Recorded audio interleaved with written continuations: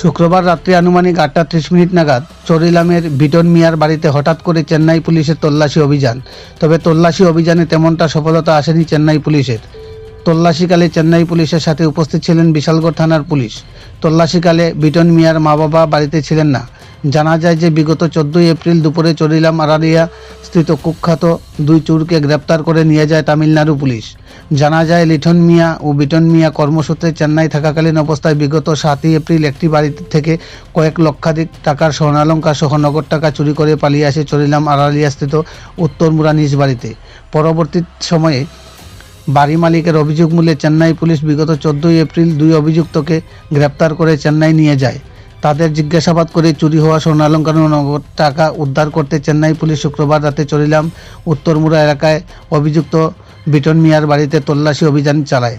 জানা গেছে তল্লাশিকালে চেন্নাই পুলিশ তেমনটা সফল হতে পারেনি। চরিলাম প্রতিনিধি রিপোর্ট, শ্যামলী ত্রিপুরা। হয়েছে দিদি এখন কারা আইছিল আপনার বাড়িতে?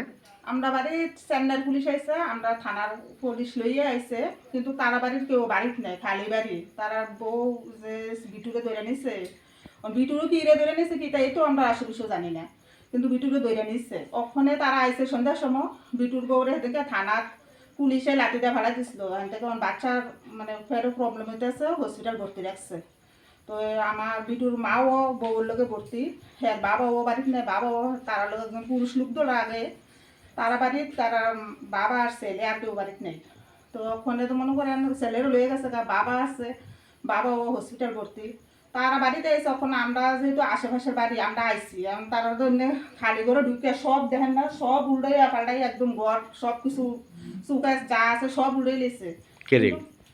তারা কোথায় এনে বলে স্বর্ণ আছে, ক্যাশ 6 লাখ 10 লাখ টাকা আছে, কত 20 লাখ আছে, কিন্তু এক টাকাও খাইছে না। ঘরে শুধু 700 টাকা আছে, টাকাটা আবার আমার কাছে দিয়ে গেছে।